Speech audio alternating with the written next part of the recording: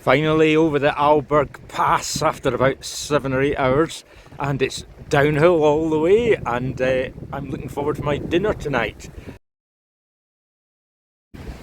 On my way to Innsbruck, crossing the River Inn for well, several times already. It's been downhill most of the way, all is well. Looking forward for an apple strudel soon, I think.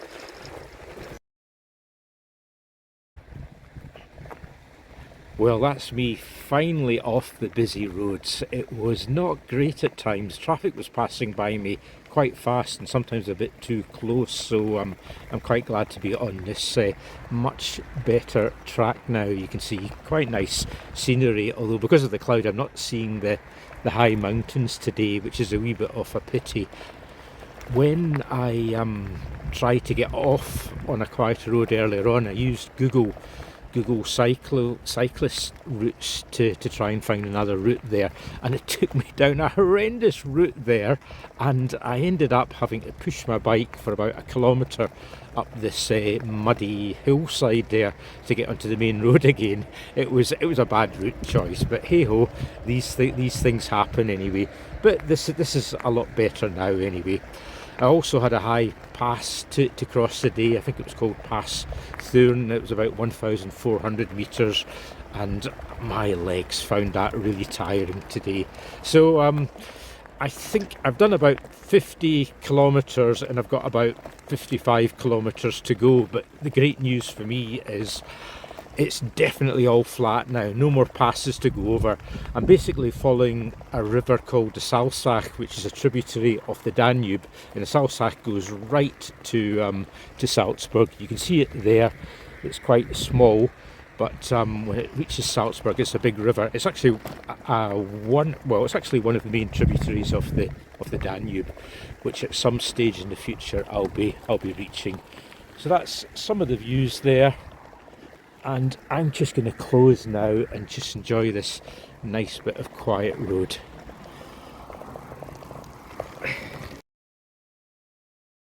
Well, I've been following the River Salzach for several days now, and at last I've reached the beautiful city of Salzburg. You can see the castle up there. That castle was first built in the 11th century, 1,000 years old. It's one of the biggest in Europe, biggest medieval castle in Europe. And the other things you see there, quite, would you call it Baroque? That's the Salzburg Cathedral. I think it's 17th century, so no doubt Mozart made some visits to that place as well.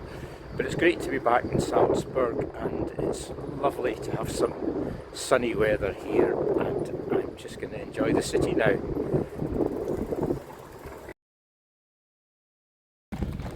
I'm still enjoying the sunshine as I cycle a little bit north of Salzburg on the way to Bourmoos. I'm following the Salzach, as I've been doing for a few days now, and this time it's gone through a forest, which is quite nice actually. I've got a bit of shade from the sun at times there, and I can smell the wild garlic and hear the birds. So it's been a good cycle. It was nice to see Salzburg, although I had some difficulty getting onto this path. It was closed early on, so there was some complicated diversions through various bits, but it's good to have this entire quiet road all to myself. I'm just on the way to Braunau, and I've just recently passed the confluence between the River Inn and the River Salzach when they join together. It's still called the River Inn there, but you can see how wide it is now. It's now become a seriously big river. It seems that about 6 or 7 days ago it was a relatively small river that I could get across very rapidly, but I guess that distance now must be at least 150 metres wide across.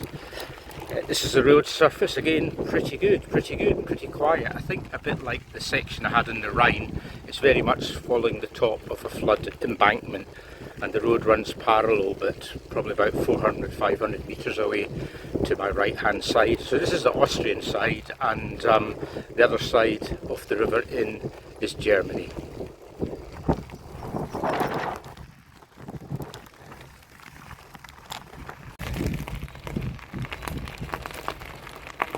Well, here I am travelling up from Bermuz along the Danube.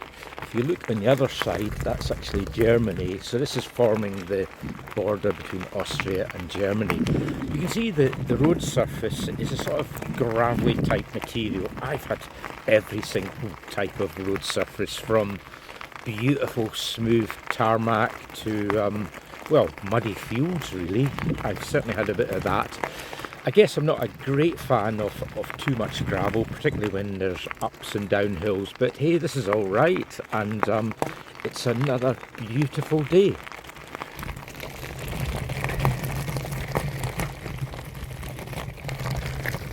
So I'm still following along the river Salzach, which will eventually get into the Danube, and I came across this wonderful castle complex, Berghausen Castle, and that's Berghausen town itself. They're quite a fascinating area there.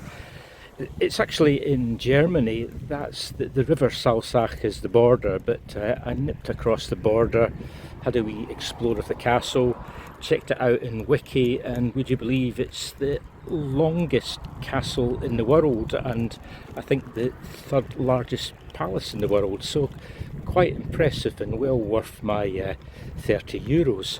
So continuing on now along this beautiful bit of road. It's nice and comfortable to ride along. I had quite a large section of gravel early on, which wasn't great on my bike, but this makes up for it now. Oh, what's this over here? And there's some ornaments there as well. So I'm on the Austrian side, but looking towards the German side, particularly the castle.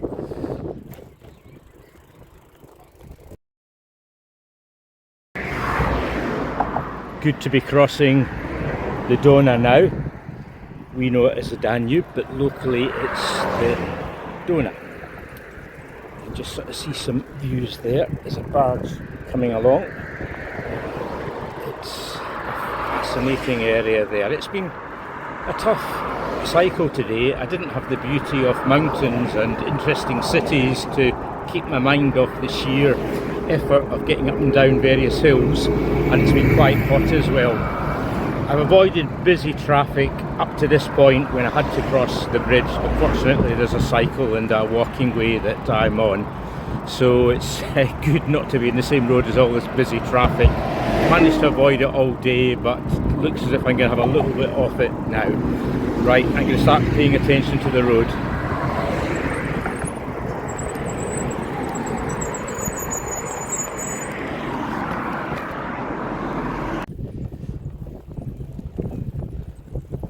Well, I'm about 30 kilometres up from Melk on the way to Vienna, and you can see I'm well and truly in the vineyard territory. Quite interesting to see, and I might have a wee glass of wine at some stage. Well, I left Vienna about sort of 3-4 hours ago, and it was a bit of an effort getting through the Monday morning rush hour traffic to get into this fantastic road that goes along the Danube. I'm heading to Bratislava today, and I think I've got another 50 kilometres to go. A bit of a pitter-patter of rain all the way, but I'm looking forward to get to somewhere where I can dry off things and try my first Bratislavan food. Well, another crossing of the Danube. This time I'm approaching Bratislava. So that's some Slovakian graffiti along there. Looks a little bit artful anyway. It's been a wet and windy day, and I've had something like 4 or 5 hours of this weather, so I've got a little bit sheltered just now as I'm crossing this bridge, but I'm certainly looking forward to get some dry clothes on, and perhaps a hot meal or a soup or a big strong coffee would be great.